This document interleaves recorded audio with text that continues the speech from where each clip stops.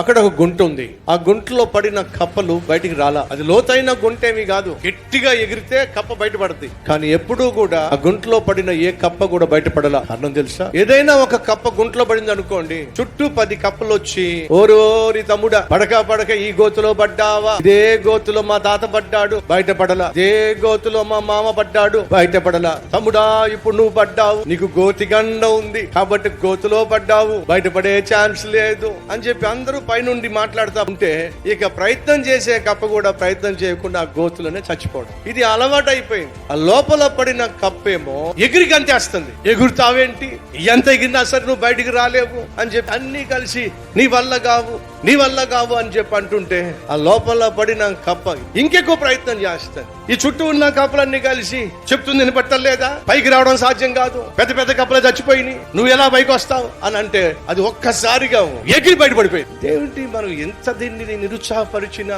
ఇంత మనం దీన్ని బయటకు రాకుండా చేసినా ఇది ఎలా బయటకు వచ్చింది అని చెప్పి వాళ్ళకి అర్థం కాల. తెరా చూస్తే అది చెవిటి కప్ప. చెవిటి కప్పకి వాళ్ళనే మాటలేం వినపట్టల్లా, కానీ ఏం చూస్తుంది తెలుసా? ఇది చూస్తుంది. అంటే అది అనుకుంది బయటికి రా నువ్వు రాగలవు అని నన్ను పిలుస్తున్నాయి. అవన్నీ కలిపి అంత పిలుస్తా ఉంటే నేను బయటికి రాకుండా ఎలా ఉంటానని చెప్పి అంతేనండి ఎగరడం ప్రయత్నం చేసింది, గెంతడం ప్రయత్నం చేసింది, ఆఖరికి బయటపడిపోయింది. నిరుత్సాహపరిచే దుష్టులు దుర్మార్గులు ఉంటారు. వాళ్ళ నిరుత్సాహ మాటలు నీ చెవిని పడకుండా ఉంటేనే మంచిది. వాళ్ళ దృష్టిలో నువ్వు చెవిటి వాడిగా ఉంటేనే మంచిది.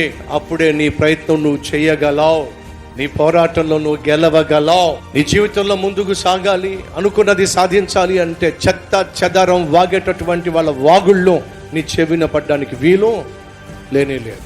ఈ రీల్ లైక్ చేయండి, అనేక మందికి షేర్ చేయండి. Download ShareChat.